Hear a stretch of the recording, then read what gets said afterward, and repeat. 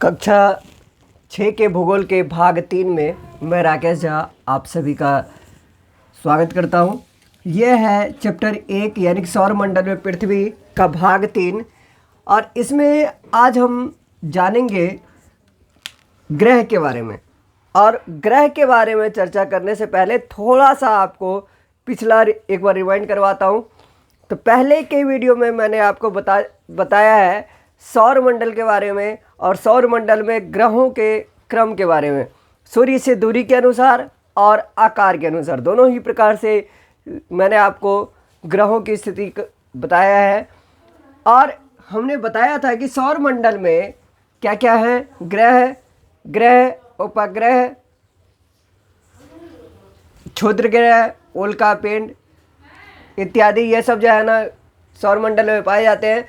तो ग्रह के बारे में हम लोगों ने चर्चा की थी और आज जब हम बात कर रहे हैं सौर मंडल में पृथ्वी, तो आज का हमारा विषय है पृथ्वी। तो पृथ्वी की अगर बात करें तो पृथ्वी क्या है, एक अनोखा ग्रह है। अनोखा ग्रह है। अनोखा ग्रह इसे क्यों कहा जाता है, तो इसकी बात करते तो पृथ्वी को अनोखा ग्रह क्यों कहा जाता है।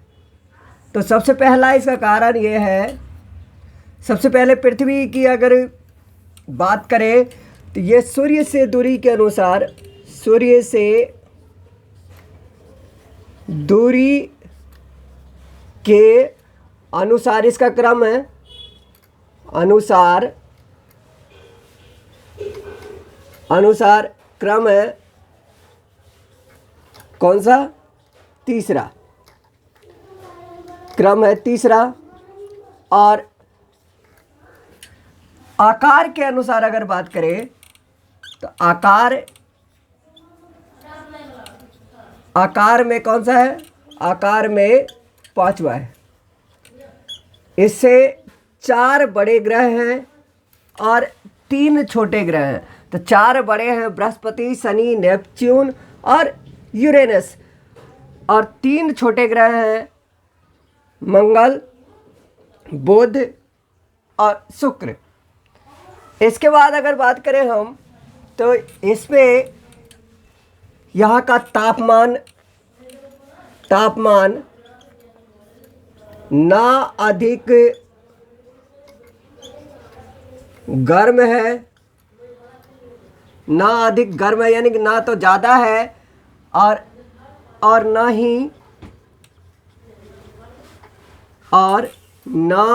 ही अधिक ठंडा, ना ही अधिक गर्म है और ना ही अधिक ठंडा। तो ये इसका तापमान है। और यहाँ की चौथी बात क्या है कि इस पृथ्वी पे जो जीवन के लिए आवश्यक तत्व मौजूद है, जीवन के लिए आवश्यक तत्व पृथ्वी पे मौजूद है। आवश्यक तत्व, देखिए जीवन के लिए आवश्यक तत्व क्या क्या है, तो जीवन के लिए आवश्यक तत्व है हवा, जल और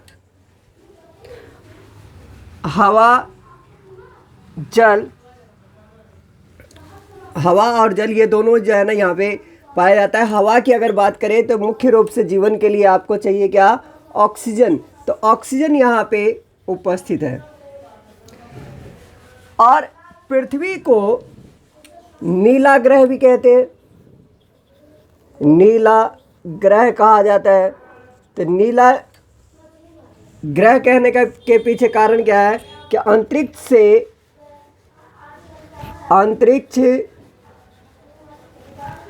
से ये कैसी दिखती है पृथ्वी हमारी, तो नीली दिखती है। अंतरिक्ष से नीली दिखने के कारण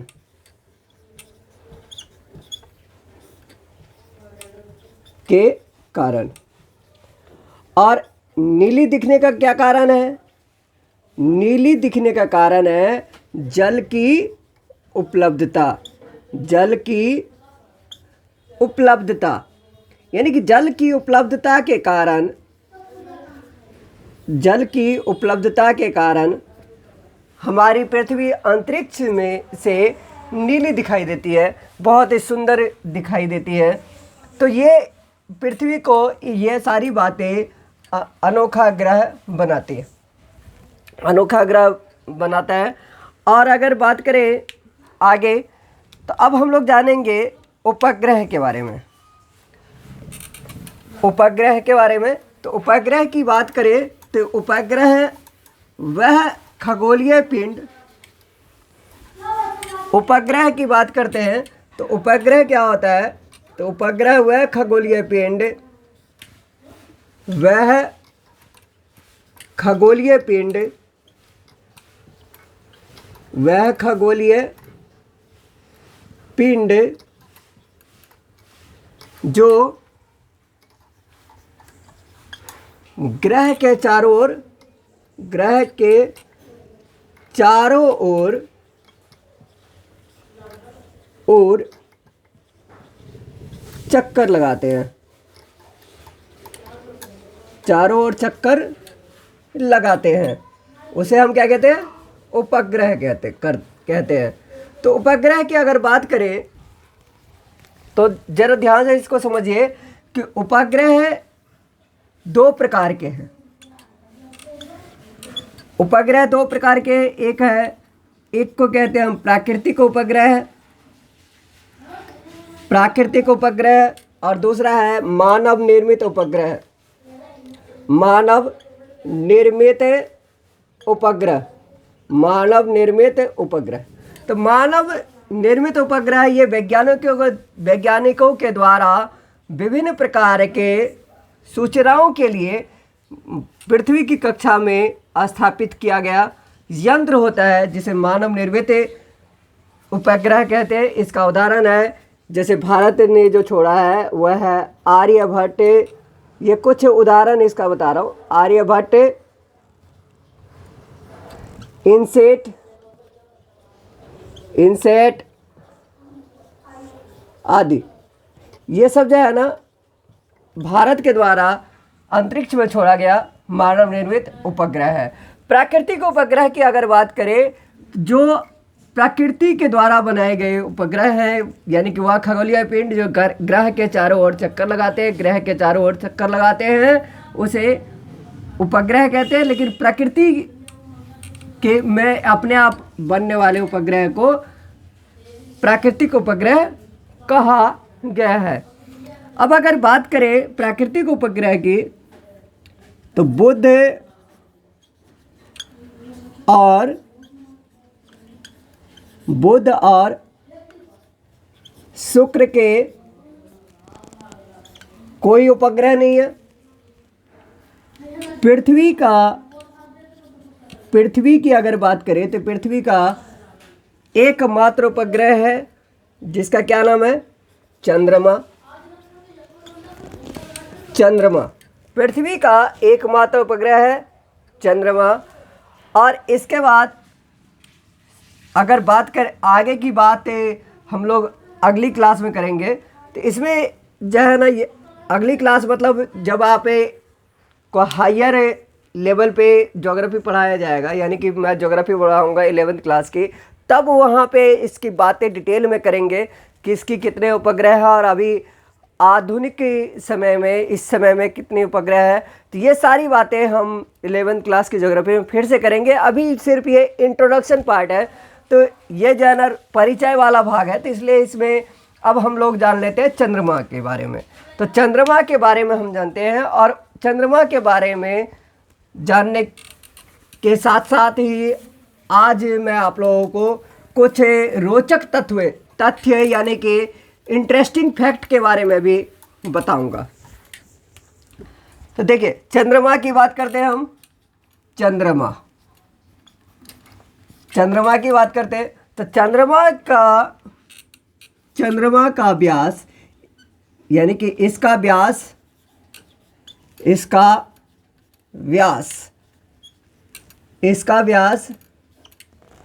पृथ्वी का 1/4 है। अब देखिए यहाँ पे ध्यान देने की बात है, इसका व्यास पृथ्वी का 1/4 है। अब यहाँ पे ध्यान देने वाली बात है कि व्यास आखिर है क्या, व्यास का मतलब क्या होता है। तो सबसे पहले व्यास को जानने के लिए आपको जानना होगा वृत्त क्या है, क्योंकि व्यास जो है ना वृत्त में ही होता है। तो वृत्त है बिंदुओं का जो संग्रह है। जब एक बिंदु चलती जाती है और एक एक डॉट को मिलाने के बाद, यानी कि हर एक असंख्य बिंदुओं के समूह को मिलाने के बाद जो आकृति बनती है उसे हम क्या कहते हैं, वृत्त कहते हैं। और इसके केंद्र में जो होता है, इसको जो बिल्कुल बीचों बीच एक बिंदु होती है जिसको केंद्र कहा जाता है। और केंद्र से जो ये वाला जो भाग है इसको कहते हैं परिधि, इसको परिधि कहते हैं। और यहाँ पे ये वाला जो भाग है यह है केंद्र, और केंद्र से परिधि तक के भाग को कहा जाता है त्रिज्या। और जब परिधि के एक छोर से दूसरे छोर को मिलाने वाली वह रेखाखंड जो केंद्र से होकर गुजरती है उसी को कहते हैं व्यास। तो अब इसकी व्यास की बात करें तो व्यास जो है ना, इसका व्यास चंद्रमा का व्यास पृथ्वी के व्यास का 1/4 है। इसका मतलब क्या है, इसको इस तरीके से समझिए कि अगर यहाँ से यहाँ तक की लंबाई मान लेते हैं पृथ्वी की 100 किलोमीटर है, मान लेते हैं ऐसा 100 किलोमीटर है, तो चंद्रमा का कितना हो जाएगा 1/4 यानी कि 25 किलोमीटर। तो इस तरीके से इतने का अंतर है, यानी कि 1/4 का अंतर है। तो उम्मीद है ये बातें आपको समझ में आई होंगी। अब अगर बात करें पृथ्वी से चंद्रमा की दूरी, पृथ्वी से इसकी दूरी है 3,84,400 किलोमीटर, 3,84,400 किलोमीटर। अब अगर इस दूरी की तुलना अगर करें हम सूर्य की दूरी के साथ, तो चंद्रमा की तुलना में सूर्य हमसे 390 गुना अधिक दूर है। सूर्य लगभग 390 गुना अधिक दूर है।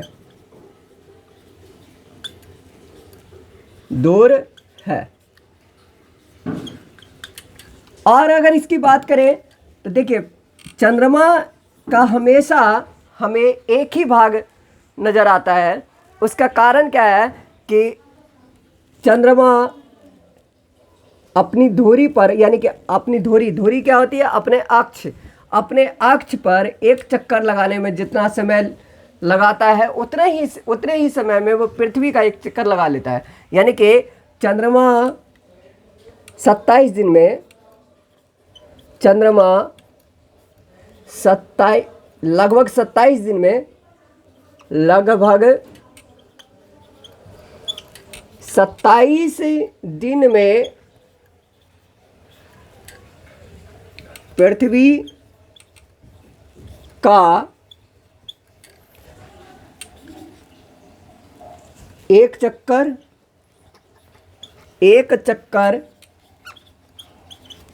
लगाता है और इतने ही समय में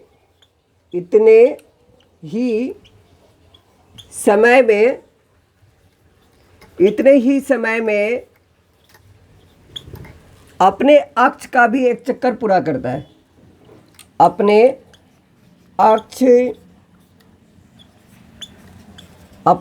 का भी एक चक्कर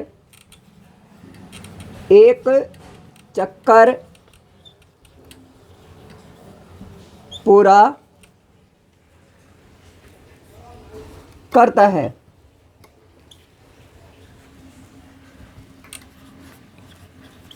इसलिए हमें चंद्रमा का केवल एक भाग ही, चंद्रमा का केवल एक भाग ही नजर आता है, एक भाग ही नजर आता है। ठीक है जी। अब देखिए यहाँ पे ये बातें हमने समझ लिया है। अब आगे हम इसको समझते हैं कि कुछ इससे जुड़े हुए रोचक तथ्यों को जानते हैं। रोचक तथ्यों को, रोचक तथ्यों को, रोचक तथ्य क्या है इसका? रोचक तथ्य, रोचक तथ्यों को जानते हैं। रोचक तथ्यों को अगर हम जाने, रोचक तथ्य है तो सबसे पहला रोचक तथ्य है कि अंतरिक्ष में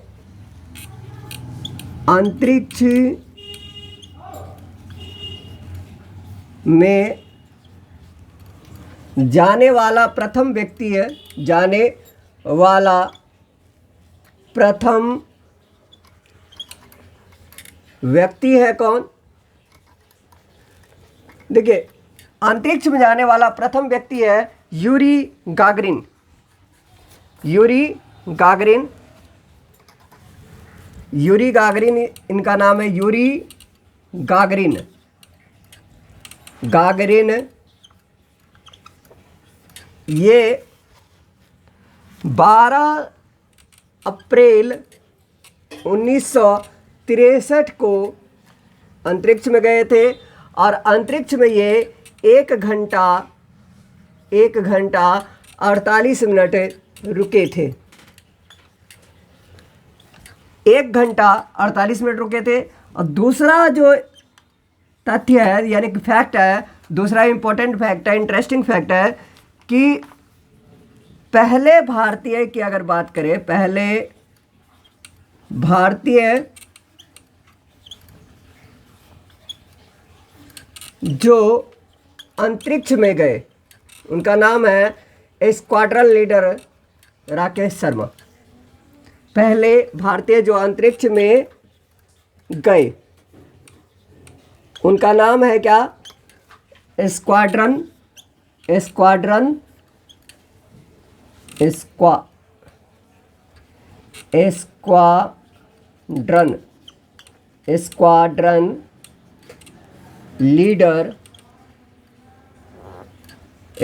लीडर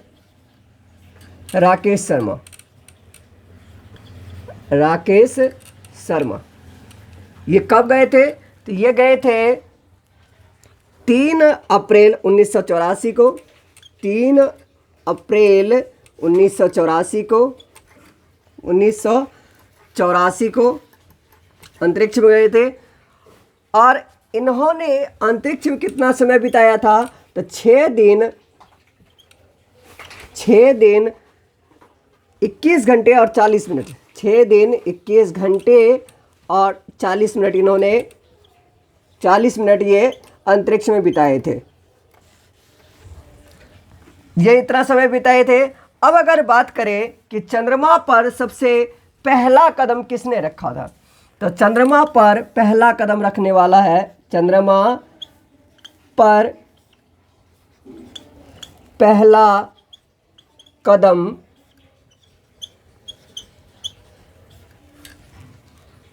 रखने वाला व्यक्ति है। रखने वाला कौन है? तो ये है, इनका नाम है नील आर्मस्ट्रॉन्ग। नील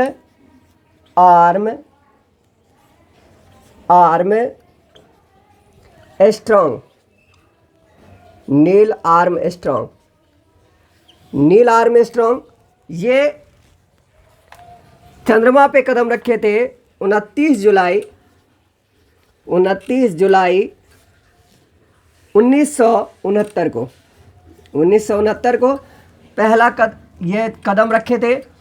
और अगर भारतीय की बात करें, वह भारतीय जो चंद्रमा पर पहला कदम रखा, तो अभी तक इसका जवाब होगा कोई नहीं है। अभी तक कोई भी ऐसा भारतीय नहीं है जिसने चंद्रमा के ऊपर कदम रखा। अंतरिक्ष में गए थे स्क्वाड्रन लीडर राकेश शर्मा, या अंतरिक्ष में जाने वाले पहले भारतीय हैं, लेकिन अभी तक चंद्रमा पर कोई भी भारतीय नहीं गया है। अब एक प्रश्न आता है कि आखिर सूर्य से चंद्रमा की दूरी, या पृथ्वी से चंद्रमा की दूरी, या एक ग्रह से दूसरे ग्रह की दूरी कैसे पता की जाती है? तो इसको पता करने के लिए जानना पड़ता है कि किसकी सहायता ली जाती है? प्रकाश की गति। तो प्रकाश की अगर गति की बात करेंगे हम लोग, तो प्रकाश की गति है 3 लाख किलोमीटर प्रति सेकेंड, यानी कि 1 सेकेंड में प्रकाश 3 लाख किलोमीटर की दूरी तय करती है। और इसके बाद अगर अधिक दूरी होती है तो प्रकाश की गति को नापने के लिए प्रकाश वर्ष का प्रयोग किया जाता है। प्रकाश वर्ष का प्रयोग किया जाता है प्रकाश की गति को नापने के लिए। अब ये प्रकाश वर्ष है क्या? प्रकाश 1 वर्ष में जितनी दूरी तय करती है उसको प्रकाश वर्ष कहते हैं। तो ध्यान रखिएगा कि प्रकाश वर्ष दूरी का मात्रक है, यानी कि इसमें दूरी को नापते हैं, न कि समय को। प्रकाश वर्ष में हम दूरी को नापते हैं। कौन सी दूरी? खगोलीय दूरी, यानी कि एक खगोलीय पिंड से दूसरे खगोलीय पिंड की दूरी को प्रकाश वर्ष की सहायता से नापा जाता है। अब आगे की अगर हम लोग इसमें बात करें तो इसके बाद है क्षुद्र ग्रह।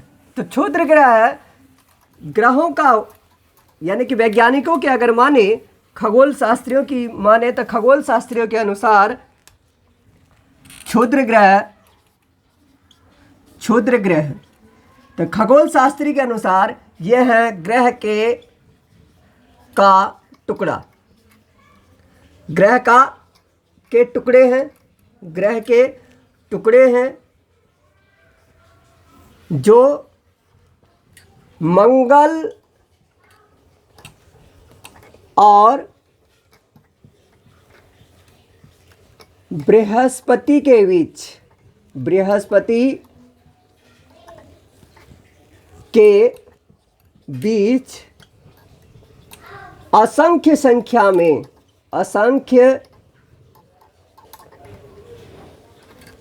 मंगल और बृहस्पति के बीच असंख्य पट्टी के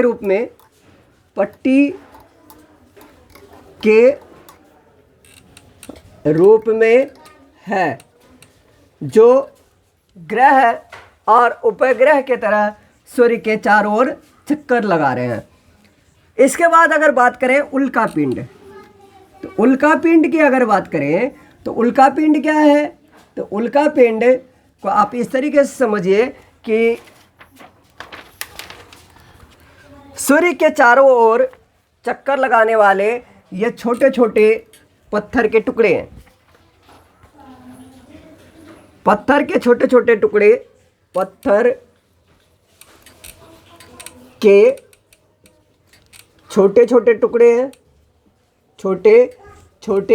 हैं, जो जिसमें घर्षण के कारण पूंछ सी दिखाई देती है, यानी कि आग जलती हुई दिखाई देती है, इसलिए इसे उल्का कहा जाता है। उल्का पिंड पत्थरों का वह टुकड़ा जिसमें घर्षण के कारण अग्नि जैसे दिखाई देती है, उसे उल्का पिंड कहते हैं। ये कभी कभी अगर पूरी तरीके से बिना जले पृथ्वी पर टकरा जाते हैं तो वहाँ पे गड्ढे बना देते हैं।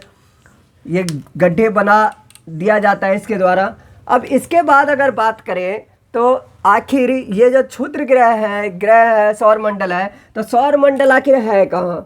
तो सौरमंडल है आपके कहाँ? सौरमंडल है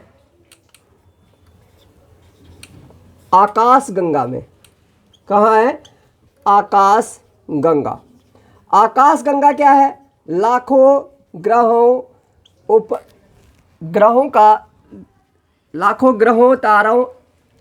ताराओं का समूह, यानी कि पूरी तरीके से अगर अंतरिक्ष में एक सफ़ेद पट्टी सी है, यह आकाशगंगा क्या है, सफ़ेद पट्टी सी है जिसमें लाखों तारों का समूह है, और ये इसी के अंतर्गत सौरमंडल आता है। और ये आकाशगंगा है ब्रह्मांड में, ये ब्रह्मांड में है, ये ब्रह्मांड में